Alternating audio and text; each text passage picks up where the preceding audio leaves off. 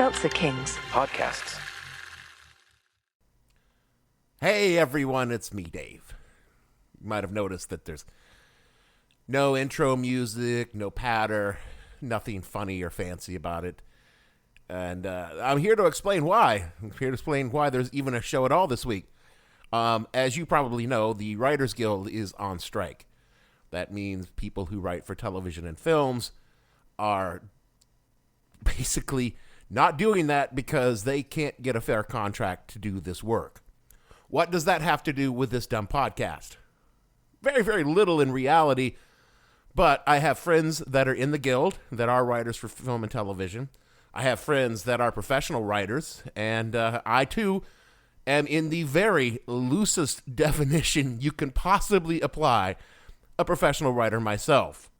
So my loyalties to their work strike is very, very clear, because what they're doing is vital to the art and craft of writing. I mean, fuck television, fuck movies. I'm talking about writing, because writing is the core of everything that is entertainment. I mean, if you, I don't watch movies, I don't watch TV, I play video games. Motherfucker, there are writers working on video games right now, and some of them are in the Writers Guild. So, yeah, everything. Maybe instrumental music. So I guess, like, if you write a symphony, there's not a writer directly involved in that, but if there's marketing for that symphony, there's fucking writers in that right there. Because writing is the fundamental communication of humanity. I mean, yeah, we can't talk to everybody, but we can write our words and other people can hear them. I can't go to all 48 of you that listen to this show on a regular basis and talk to you individually, so I have to write a script that communicates my thoughts to your ears.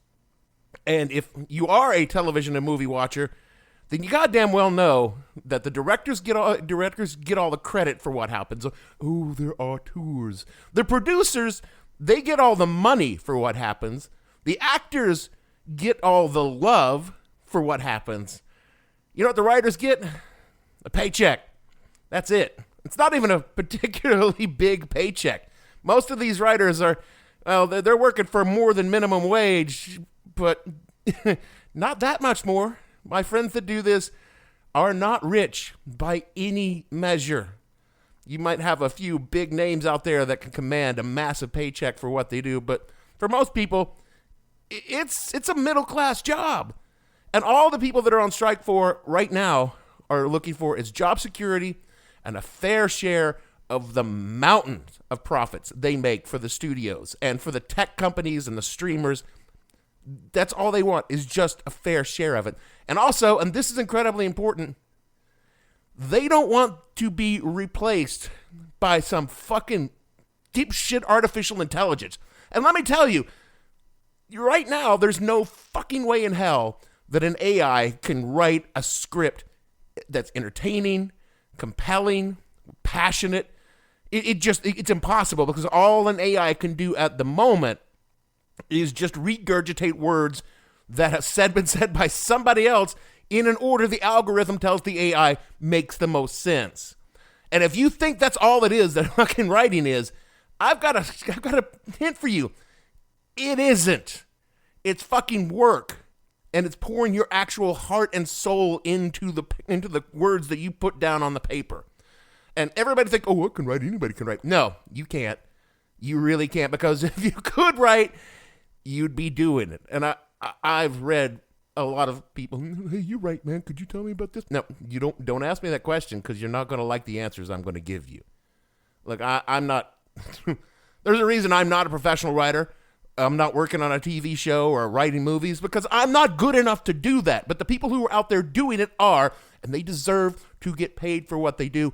And there's no way in hell that they should ever fucking worry that some AI is going to write a fucking banal, boring-ass script and have a production company come back to them going, hey, could you just punch this up for me? Maybe make the jokes land. That's what they're fighting for. They're fighting to give you good entertainment. And yeah, okay, so your favorite shows won't be on. You won't see John Oliver, or, your Kimmel won't see Kimmel tonight. None of you were watching Kimmel tonight anyway. You were just watching clips on the fucking YouTube the next day. So look, The show, we can't go dark for any protracted period of time because, first of all, I'm not in the union, obviously. The show doesn't work like that because the joke, all jokes aside, I work for myself. There's no one else here. The money that we make off ads goes to pay the network for hosting fees, and then I get maybe enough money to buy one bottle of whiskey a month. So, and so this isn't my day job. And if this were actually a real podcast that was on like a network, it would be dark in solidarity with the union. But seeing as I work for me, I'm just doing this 1 week where I put this up and say, yeah, we're dark this week because we stand with the Writers Guild and all the writers out there who were fighting the good fight to just get their fair share, a little bit better deal than what they've gotten now, because what they've gotten now is fucked. And if you need any verification, if you need any verification of how important writing is, how important scripts are, look back at the last 5 minutes of my babbling at you and go, usually you kind of make sense. That's because I have a goddamn script that I read from when I do it, and I write it, and that way it makes sense when you hear it. I rest my case.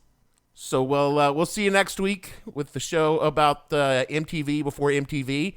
And I want to shout out to all of you out there on the picket lines. We're behind you, and we support the WGA. And goddamn, fuck the studios. Break those motherfuckers. Make them do what's right. Seltzer Kings podcasts.